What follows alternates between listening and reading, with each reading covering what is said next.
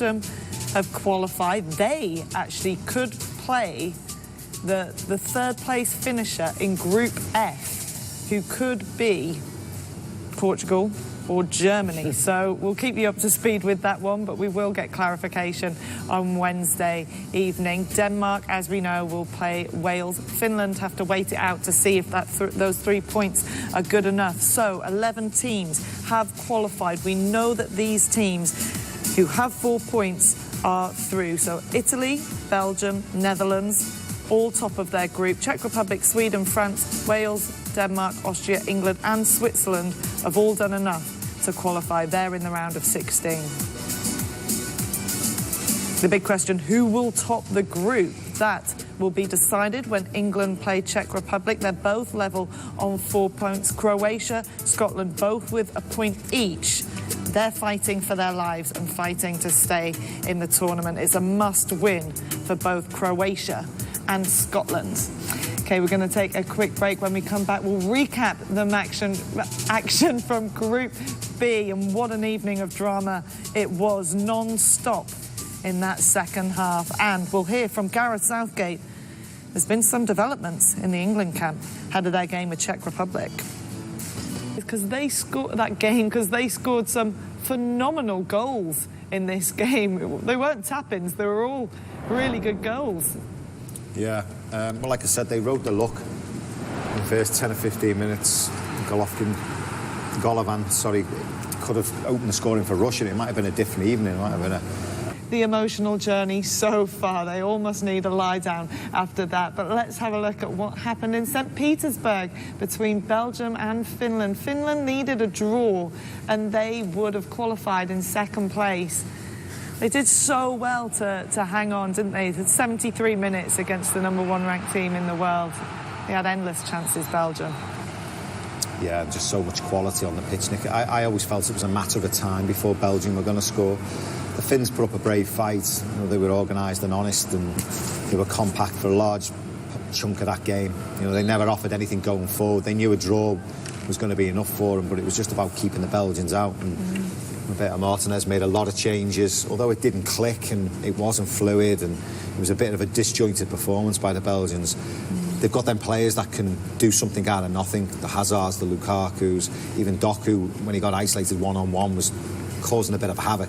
Maybe his final ball at times could have been a little bit better, but you'd always felt as the game went on, it was going to open up, and mentally you just switch off. The Finns, they give away set pieces around the box, corners, you know, the needless corners, and that's obviously where the breakthrough. But Lukaku had opened the score and it was been chalked off for offside, which again was a contentious decision by VAR. Yeah. And then Lukaku steps up and finishes the Finns off. Does that so well, doesn't De Bruyne again being decisive in every single pass, every single movement he's making, and it's really important to have a player shining like he is. And we would like to see more of Hazard, of course. We know we are very demanding with him, but knowing his quality, you know, we expect a lot more for him, and hopefully in the next round he will be more willing to shine like he was back in the days. All right, well, let's hear from Kevin De Bruyne. 3 wins in 3 for Belgium. Kevin, second time that you've been so important to the team. How do you feel? I feel okay. I'm feeling a bit tired now. It was a hard game. We knew that Finland was playing very compact and it was very difficult to break down. But I think from the moment we scored the first goal, it got more open and we knew they had to come. So I think the second half was much better. Yeah, and individually you were also very important. Now you've won star of the match. How do you feel about the award? It's always nice to have appreciation, but in the end it's all about how we perform as a team. You know, I'm trying to push the team to get better and better individually also. And I think we learned a lot today and we need to get ready for the next game. Okay, thank you. Thank you. So Belgium, top of the group, the last team to lift a major trophy, to lift the title after winning all 3 group games, was Spain in 2008. The road is rarely a straight one. Can it be for this golden generation? Belgium have certainly got off to the perfect start. Let's hear from the Finland manager. Played well defended for 75 minutes. Are you happy with the game so far?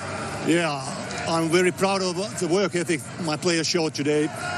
We knew the quality of opponent, the quality of Belgium, and but the way my players fought today, I'm extremely proud of that. Yeah, of course, they were better today. I have to admit that, and it was expected. But there are more possession and more scoring chances. But we could also create a couple of good chances. Unfortunately, they were able to block those shots. And yeah, we were a little bit unlucky in the first goal. We hang on in the game, almost the end of the game. And yeah, of course, we are disappointed that we couldn't get a point. And yeah, now we have a little chance to go through.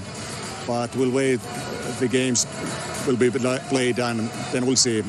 But anyway, generally, I'm very proud of my team, how they perform in this tournament.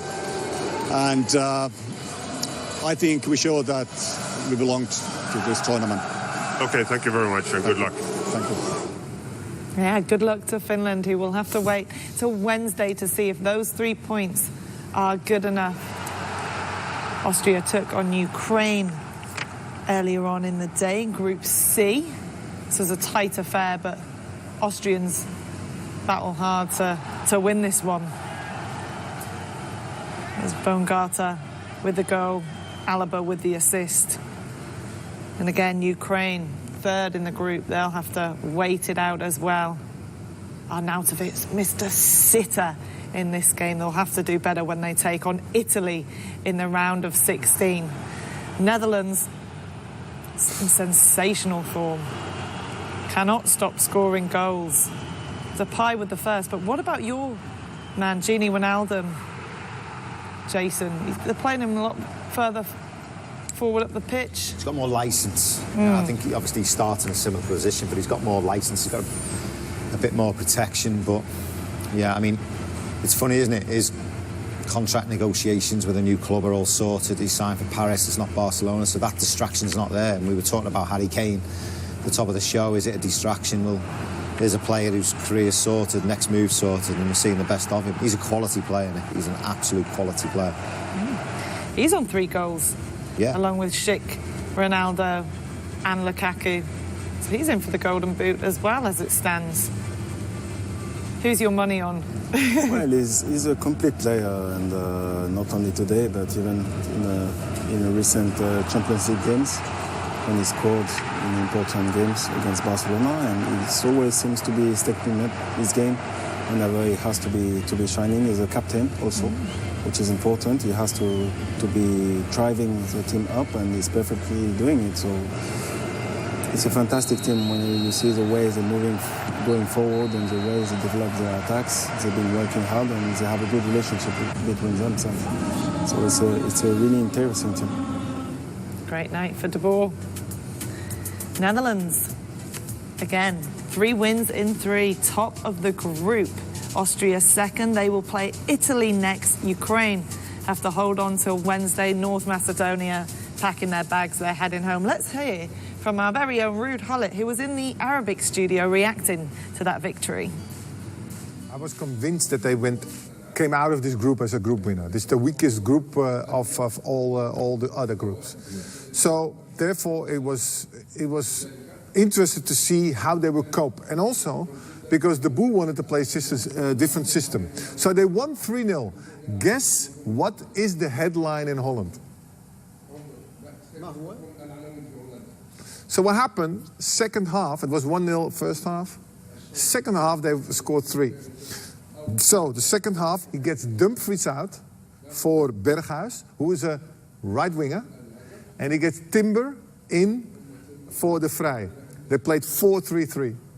And with the 4-3-3, they said they were flashy again. They were free. They were really good to watch. So can you imagine? So even though they won, it was all about the second half that they played 4-3-3. Not so much about the first half, they didn't care.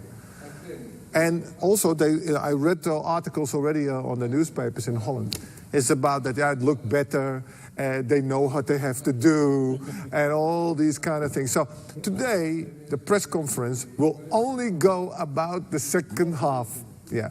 But the good thing was for Holland was that The feeling with Malen and with Depay, that was good immediately. And also with, of course, Wijnaldum. But Wijnaldum's play is always good with Depay. But now they have another player with it, because Weghorst came on the second half, and you know, it was different. It is a different kind of player. Malen is very quick, agile. So attacking-wise, I'm very, very happy. Defensive-wise, ooh, they gave a lot of chances away today.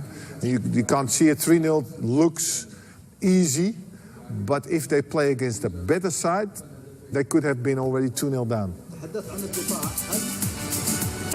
A happy Ruud. He's happy with their attacking play, work to do defensively. So these are the teams that have qualified so far. Italy, Belgium, Netherlands, all three of them topping the group with 3 wins out of 3. Czech Republic, Sweden, France, Wales, Denmark, Austria, England and Switzerland have all done enough, we know, so far to play in the round of 16.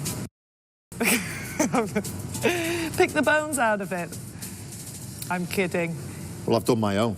I've got my little magazine, I've filled it in, me and Bakary done it before. The only 2 we know which are happening is that Wales will play Denmark and Italy will play Austria. Belgium still to be decided, of course, France as well. The Netherlands. That's a strange thing, isn't it, that this new format's brought? You've got to hang around now for a couple of days. Got to really wait it out. Well, we don't have to wait too long to see what happens in Group D, because Czech Republic and England will be fighting it out to see who tops the group. Whether or not England want to is a different story. Croatia, Scotland, a win would see them through on 4 points. Big news for Scotland. Billy Gilmour is out. He's tested positive for COVID-19 because